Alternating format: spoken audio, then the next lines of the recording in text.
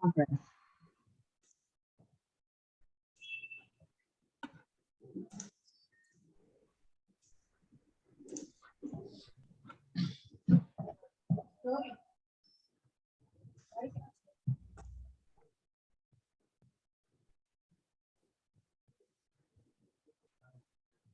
All right, guys.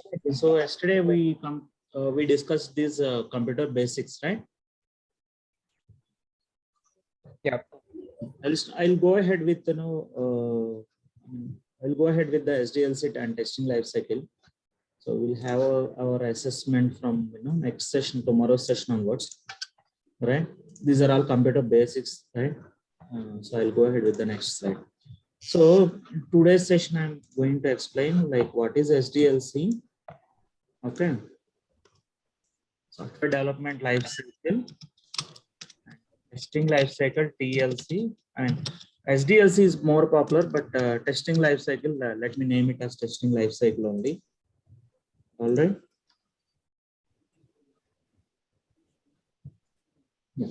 So let me explain quickly what is software development life cycle. So of course, like this is for sake of non-competitive batch days, right? In the batch. Okay. So this is a typical software development life cycle.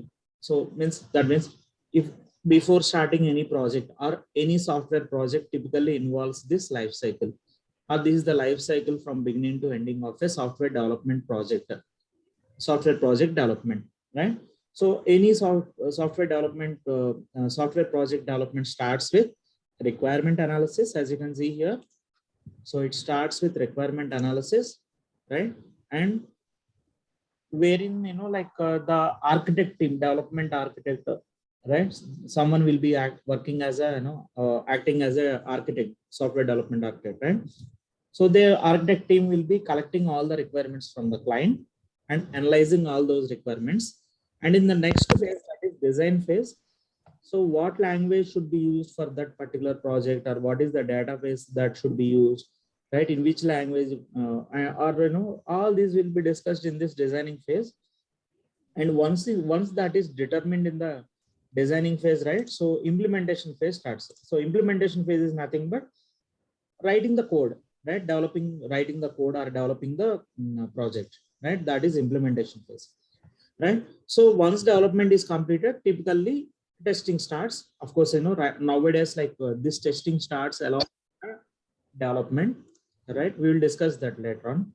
So why testing should be started along with the development, we will discuss that. So development, and after development and testing phases, testing the software, right, it will be pushed into production. That is called as evaluation phase. That's nothing but evaluation phase. So this is a typical software development life cycle. Please remember, like SDLC, it is in short called as SDLC, which stands for software development life cycle. Okay. There's though I know that most of you are already trained in software testing, so I'm repeating because we have some non-competitive guys, right? So Fazil and a few others from non-competitive background. All right, Vamsi, I think you are also from non-competitive background, isn't it? Yes. Right. So we'll be having our assessment from tomorrow onwards. Please, stay focused. Okay. Sure. Now, so this is a typical software development life cycle. So now we are interested in this testing phase. So we are not interested in development phase or designing phase or anything. So we are interested in this software testing, right? And this is my favorite quote about testing. Okay. And let me go to the let's understand the testing life cycle now. So I'll go to the slideshow mode. So once the designing is done, right? So developers will start developing the project or writing the code, isn't it? Yeah. Whatever the language that is determined, or whatever language that is decided, right? So those developers will be writing the code. Let's say we will take Java example. Let's assume that the project is being developed in Java, right? And now, as soon as one developer wrote some Java class, right? So in Java, a unit of code is called as a class, right? Yeah. So as soon as developer writes some code, right? So he will do something called unit testing. So unit, where unit means, so what is the general meaning of unit, guys? Unit means the smallest part of One something. particular part of the testing code is testing is called unit testing. Right. So as soon as the developer writes some code, right, piece of code, they will do something called unit testing. And you know that unit testing is also called as white box testing. So I think I asked these questions in the assessment, in your assessment, isn't it? Yeah. So during the development phase of an application by the developers, unit testing will be done by developers. And unit tests isolate a section of code and verify its correctness, right? So each piece of code is tested, right, to verify its correctness. Correctness in the sense like whether it is working as per the expectation or not, as per the expected behavior or not, right? So that is unit testing. And a unit may be an individual function. So unit need not be a class, right? So it can be an individual function, individual method or procedure, module, or an object, right? So unit need not be a class always. It can be an individual function or individual method or a procedure or module or an object. Now, once see, let's say assume that there are 4 to 5 developers working on a project, right? Any project typically, there won't be one developer, right? So ideally, like, or else obviously there will be one or more than one developer, isn't it? Now, once these pieces of code are integrated together, right? So let me take some example over here. Let's say, for example, a team of developers are working on developing this Gmail application. Okay. Let's assume that a team of developers are working on this application, and one developer is working on this, Google Meet part, right? One developer is working on that Google Meet, and one developer is working on this Hangouts part, and one developer, is working on this, right? And one more developer or a team of developers are working on this inbox, primary, social, and promotion stuff, right? So now once at the end of the day, or like once these all these units of code are we can call those as modules, right? So module means part of a software, part of an application, right? Major part of an application. Can we say that? So now let's say like Google Meet is developed as a separate module, and Hangouts is developed as a separate module, and this inbox part is developed as a separate module. Now, once these software modules are integrated together, again, we have to verify whether they are working, as expected or not, right?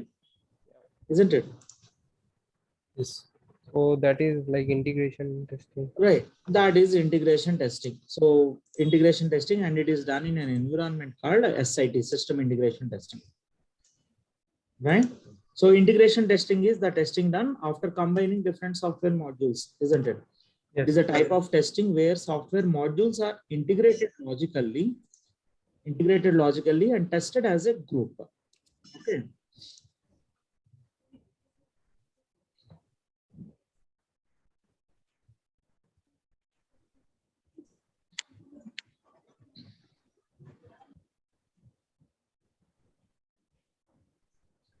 All right. So a typical software project consists of multiple software modules coded by different programmers. Right? And the purpose of this integration testing is to expose the defects in the interaction between those modules, isn't it? So the purpose is to expose the defects in the interaction between these software modules once they are integrated. Right. So let me take some analogy here. Let's consider some. Suppose so, there is a car. Let's consider the case of a car assembly, right? And if you take any car or a aeroplane, right, for example, right? So I heard somewhere recently, I read somewhere recently that there will be 2 million parts in an aeroplane. Yeah. Approximately there will be 2 million parts in an aeroplane, right? So, or if you take any car example, right? So each component of these will be started by will be manufactured by different manufacturer, isn't it? Some manufacturer will be manufacturing tires, and someone else will be manufacturing a steering wheel, or someone will be manufacturing seats, etc. right? Headlights will be manufactured by one manufacturer. I'm taking car example, guys. Right? So engine will be manufactured by some other manufacturer, isn't it? So Yeah. before selling that product again, they will test those individual components, isn't it? Yes. Please give me a second. Yeah. So before delivering those individual components, right, they will do the testing of their corresponding product, right?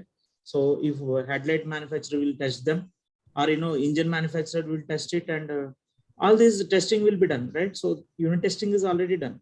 So however, once all these pieces are manufactured, once all these components are manufactured together, again it will be tested, right, whether they are working, once they are integrated, right? Once they are integrated, or once the components are assembled, again we have to do some testing, right? Yes. Right. So in the same way, like once all these different software modules are integrated together, so we do something called system integration testing, right? There will be a separate team for this integration testing, guys. Okay. And so sometimes, developers may be doing that. Developers themselves may be doing this, right? It depends on project to project and company to company. Okay. In our project, in my current company, like we have a separate team for integration testing. Okay. And next comes functional testing. So apart from this, I mentioned most of the, important types of testing. So I'll come to the what are the other types of testing that are missing here. Next comes functional testing, right? So functional testing will be done in an environment called QA environment, where QA stands for quality analysis or quality assurance. Clear? So functional testing is a type of black box testing where the system is tested. When I say system, the application, whatever application we are testing, that is tested against the functional requirements or the specifications, right? So functional testing is a type of testing, or testing the functionality of the application is called as functional testing, right? And now this will be done in an environment called QA environment, where QA stands for quality analysis or quality assurance. Okay. Now you know this, what is meant by this functional testing. I hope you know this, right? So Yes. what is meant by functional testing, guys? I'll take one example for this. I'll take the same Gmail example. I'm using an incognito browser of Chrome, right? I hope you know what is the difference between a normal browser and private browser. Yes. Right. So suppose if you take this Gmail example, right? So you type gmail.com and you get this page, right? Once you type gmail.com, you get this page. So this is the input. Gmail.com is the input, and this is the output of that. For that transaction, right? Now once you get this page, right? So you will enter some email ID, right? And if it is a valid email address, right? So this application will prompt for the password like this. It should prompt the password like this, prompt for the password, right? On the other hand, suppose if this is an invalid I enter some junk characters like this, right? Now the application, what should happen, guys? Now once I click on next button, what happens, guys, once you click on next button? So it will display an error message like Error this, message. Yeah. right? So saying that enter a valid email or phone number. Either you have to enter a valid email address or a phone number, right? So it will display an error message like this, right? So this is the functionality. This is how the application is developed. If you enter a valid email address or a phone number, it should prompt for the password. Otherwise, it should display an error message, right? So this is testing the functionality of this Gmail application, isn't it? So this is functional testing. Clear, guys? Those who are beginners, guys, Imran and Fazil, right? They are beginners in software testing. For them, I am explaining this for you only. And Rajesh, I don't remember what is your background. Rakesh. Yeah. 1 second, yes. So functions are features, right? So features of a code or features of an application are tested by feeding them input and examining the output, isn't it? Right? So this is functional testing. So what is the input here, guys? Suppose, if you take this Gmail example, right? So our mail ID or phone number would be the input for this, isn't it? So this is the input for this, and what is the output, guys? Output is The observed, right? So output should be like, the page where it will prompt for the password, isn't it? Yep. It should prompt for the password. That is the output, right? So this is functional testing, testing the functionality of the application. And it is also called as black box testing, right? Now, why it is called as black box testing is that guys who are doing functional testing, they will not be knowing the internal architecture of the application or which language it is developed and all. They doesn't know the internals of the application, right? So everything is a black box to them, or they will not be aware of what technology is used and which language is used and all, isn't it? So that's why it is called as black box testing. On the other side, the unit testing done by developers is called as white box testing, right? Because they themselves write the code and they know which language they are using and all the internals of the application, right? So that is called as white box testing. Unit testing is called as white box testing. Functional testing is called as black box testing, isn't it? Right? So functional testing ensures that the software requirements are properly satisfied by the application. Means it is meeting whether functional testing checks whether the software is working as per the requirements or not, isn't it? Right? The next type of testing is performance testing. Performance testing is done in an environment called test or engineering environment. Right? The environment, see, when I say environment is nothing but a group of computers. That's it. Right? Nothing more than that. So group of computers are the system on which the computer on which the application is running, right? And the environment that is called as environment. And performance testing is done in an environment called test environment, and few organizations call it as engineering environment. Okay. Now, performance testing is non-functional testing. It is a non-functional testing to determine the speed, right? 1 second. To determine the speed, when I say speed, right, what is the response time of each page, right? So in performance testing, we are more interested about what is the response time of each page, and responsiveness and stability of a computer, network, software program, or a device under a workload, right? When hundreds and thousands of users are accessing any application, so how speed the pages are loading, right? Or how responsive is the application, or how stable the application is, right? All these, we determine by performing this non-functional testing called performance testing. By doing this non-functional testing called performance testing, right? And apart from this, so these are the important. Yeah, Madhuri. Any queries? What is the difference between QA environment and test environment? What is the difference between QA environment and test environment? Okay. So QA, so test environment, there is a difference. Definitely there is a difference. The difference is your performance testing environment, ideally, it will be an exact replica of production. Okay. QA environment means like, it will be running on low-end configuration machines or medium configuration machines. Okay. Whereas performance testing will be done in the environment or testing environment or engineering environment, right? It should be an exact replica of production. We'll discuss those like in the prerequisites for performance testing. I'll explain that when I go to prerequisites for performance testing, right?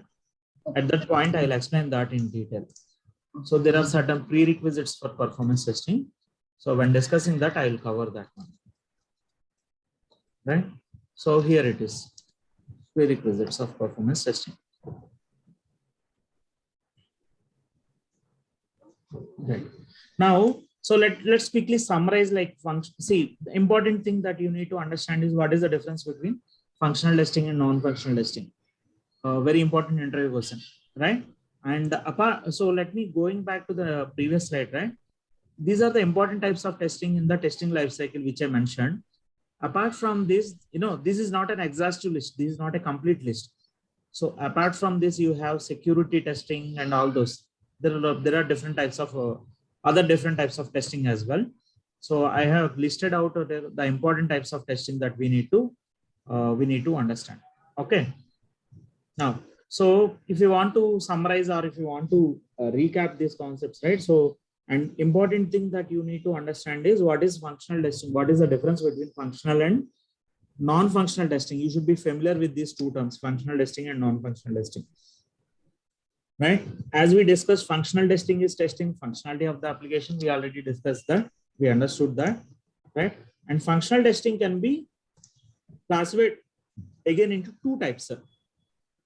One is if you are not using any tool, if you are doing testing of, if you are testing any application without using any tool, that is called as manual testing. And if you are using any tools like Selenium or UFT, right, that is called as automation testing. Clear, guys? If you are using any tools for the testing, functional testing, right, that is called as automation testing. And Selenium is the most popular tool. Apart from that, I think you have UFT. I don't have any experience on UFT, of course, but I heard that UFT is used for automation testing. Clear, guys? Anyone have any idea on this UFT? UFT or it is UAT, user acceptance test. No. UFT is the tool name, Unified Oh, okay. Functional Testing. No.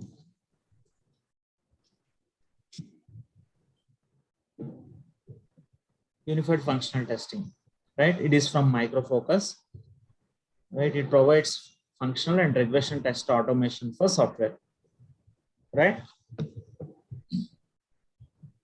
Now, understood, right? Functional testing can be broadly classified into two types, right? Manual testing and automation testing. And non-functional testing, coming to non-functional testing, right? It is defined as a software testing to check the non-functional aspects. What are the non-functional aspects?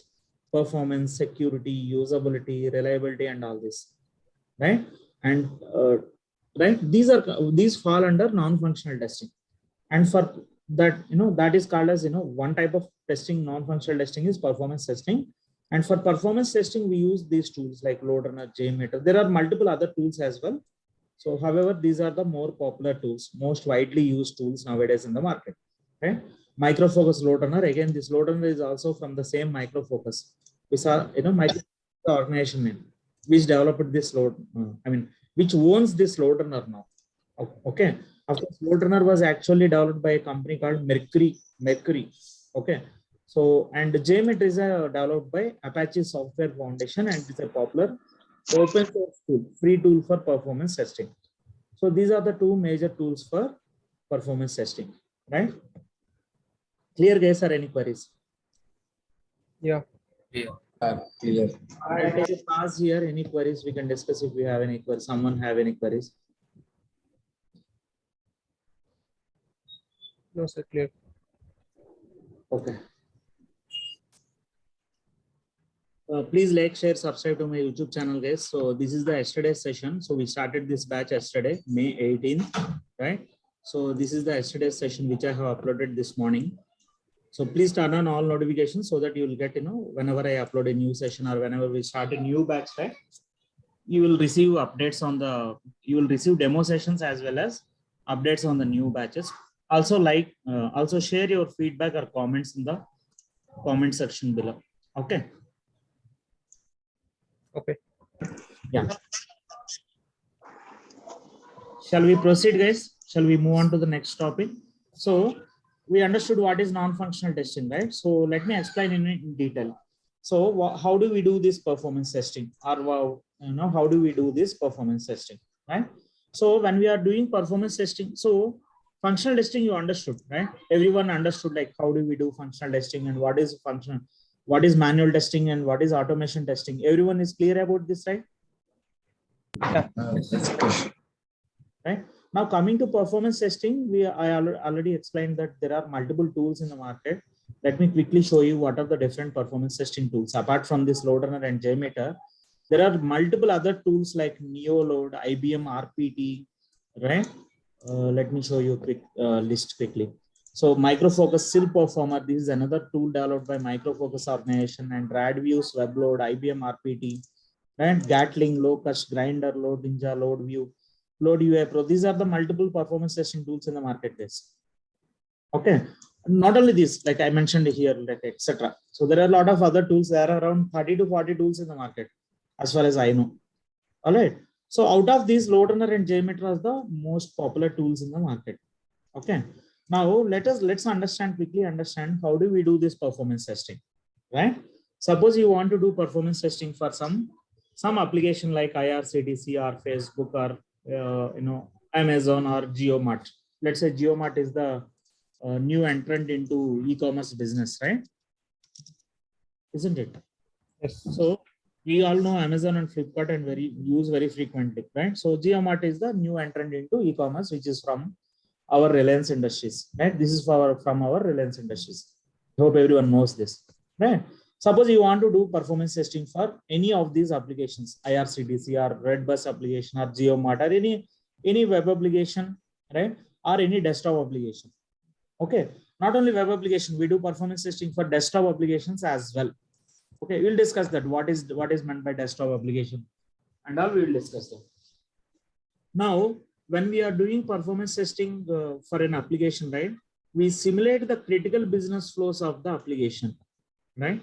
We simulate the critical business flows of the application. Now, let's understand what is meant by critical business flow of an application. Please give me a moment.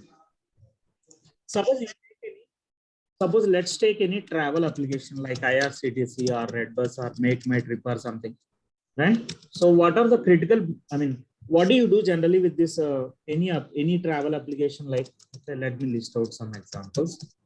Redbus or IRCTC or Make My Trip or Clear Trip, right?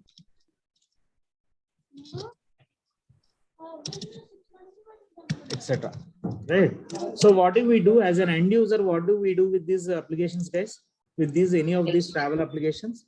Book the ticket. We'll book your tickets. Availability of the ticket. Right. We book ticket or search availability. First, we'll search for ticket availability, isn't it?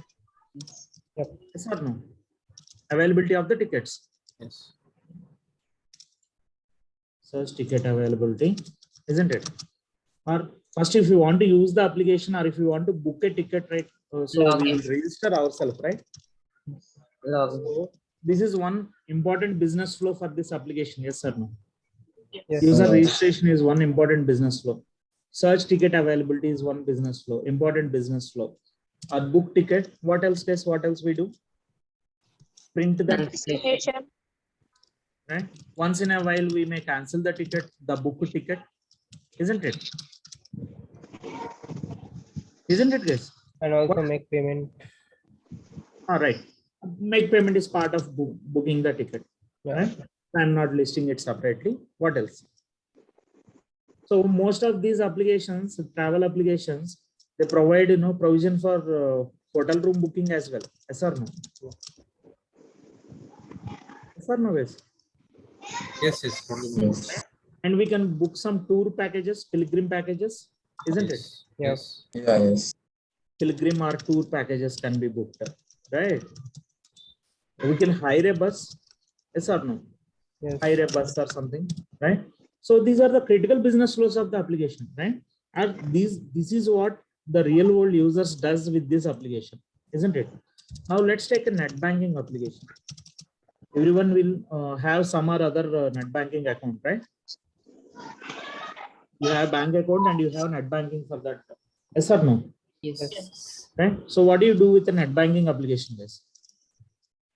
Checking our bank Transferring the amount. statements. Right. So HDFC.com or ICICIbank.com, etc., etc. Right. Now, what do you do with these net banking applications? Yes.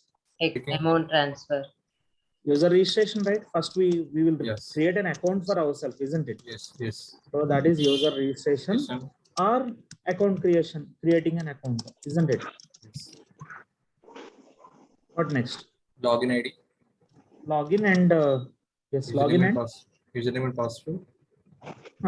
login and check balance, right? Transferring the amount. Right. Transfer. Fund transfer, right? Again, in fund transfer in India, we have 3 types of fund transfer. What are those guys? So What are the 3 different types of fund transfer? RTGS. Right. IMPS. IMPS. You know the difference between these 3. Yes or no? Yes. Right. So fund transfer and what else? Bill payment, Transactions. credit card payment, right? some utility bill payment. When I say bill payment, utility bill payment like power bill or mobile bill and all. Yes or no? Yes. Utility bill payment, credit card payment, loan Insurance. payment, isn't it? What else? Insurance payments. What is that? Insurance payments and all. Yeah. So all fall under utility bill payment. Let's say. Yeah. What else, guys? Insurance payment. What else? So if you want to do that fund transfer, so you may be adding beneficiary, right? Yes. Add one question. Add beneficiary or modify beneficiary, isn't it? Yes. Next, delete beneficiary. I can write it over here, isn't it?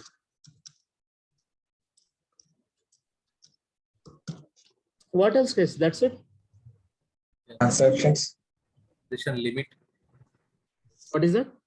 Limit of transaction. Changing the modifying the limit, transaction limit. What else? Once in a while, you may be downloading account statement, right?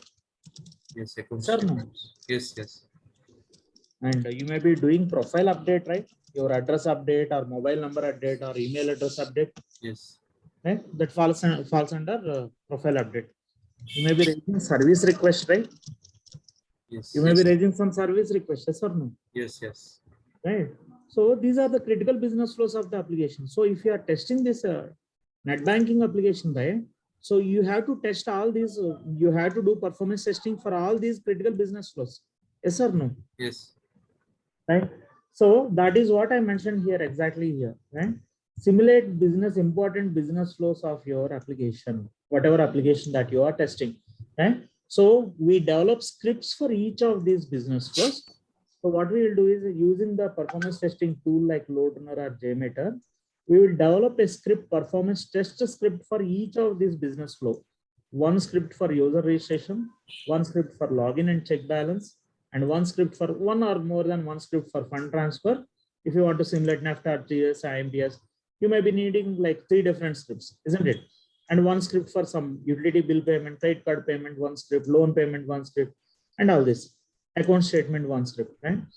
And we run these scripts actually when we are doing performance testing.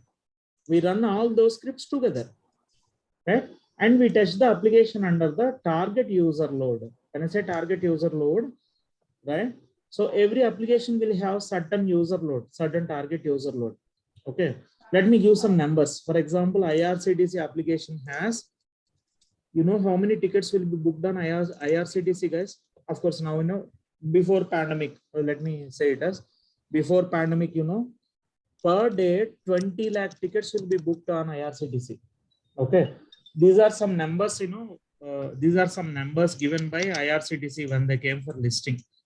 20 lakh tickets will be booked. These are real numbers, guys. 20 lakh tickets will be booked per day. Out of these, you know, like 16 to 17 lakh tickets will be booked online.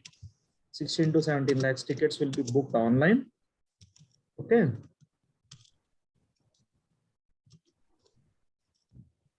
Online means through irctc.co.in, right? The remaining 2 to 3 lakhs or 3 to 4 lakhs will be booked at reservation counters. Now, this online application irctc.co.in will be used by around 4 to 5 lakh users per day. Understood, guys? Yes. Per day. And at any point of time, let's say IRCTC has 1 lakh users across country. Right? This is the target user load of that IRCTC application. Let's say this is the target user load of that IRCTC application. Now we understood, right? So what is target user load or predefined concurrency? Yes. Clear, That is defined on per day or like per hour, like what is the unit of that?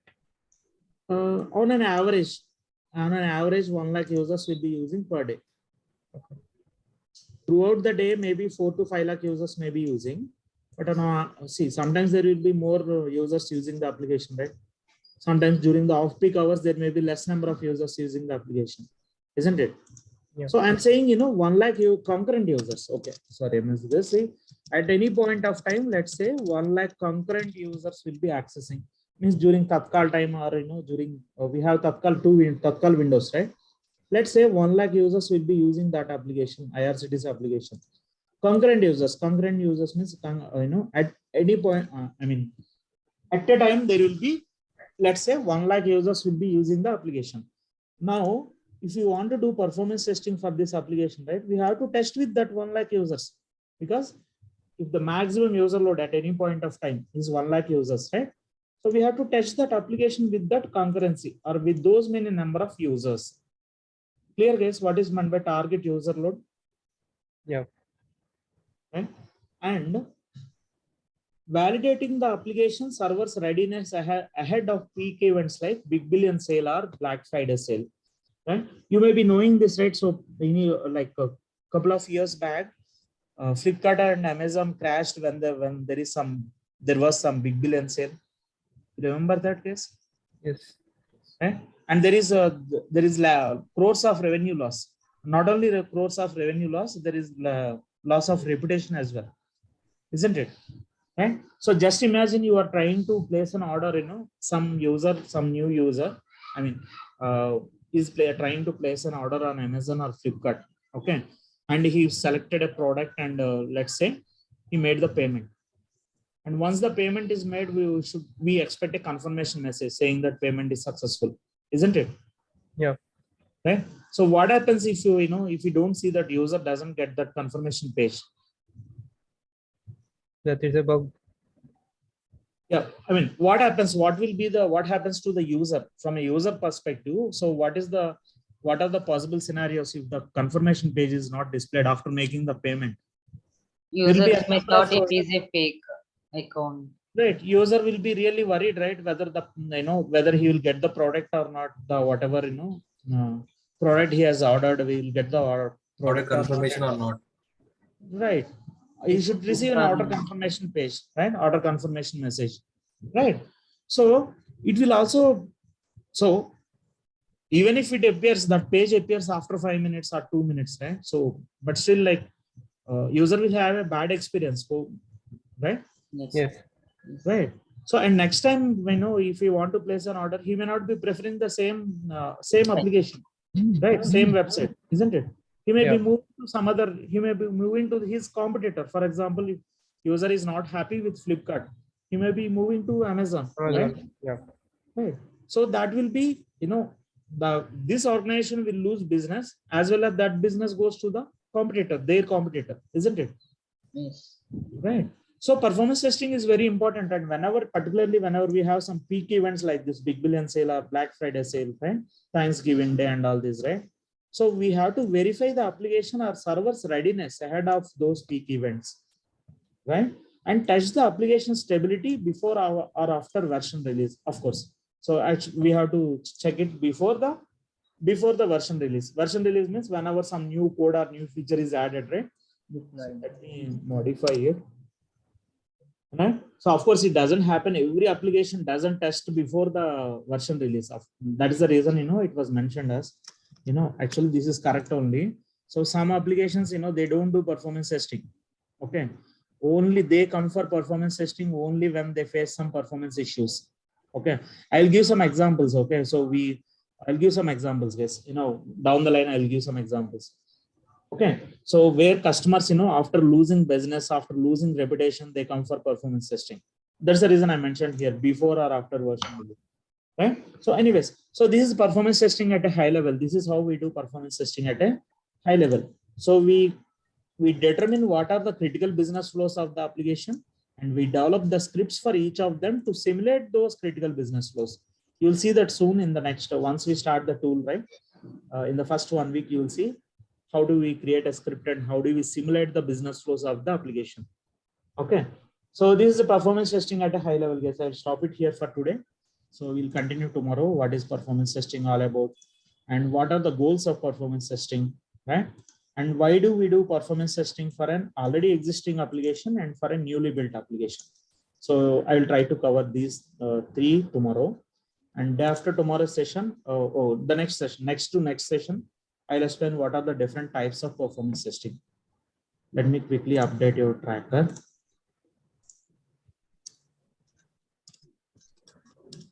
Do we have a session at Saturdays or only weekdays, 5 days? Yeah, I'll come to that. Let me pause recording. All right. So I'm closing the session for today, guys. Thanks for joining. Thanks for watching the video. So like, share, subscribe to my YouTube channel. And this is my contact number. You can ping me, or you can call or WhatsApp me on this number. And this is my YouTube channel, guys. Search for performance testing, software performance testing, real-time training. And please like, share, subscribe to my YouTube channel. And call me like if you want to contact me, if you want to enroll for the live training. Okay. Thanks for joining, and bye-bye.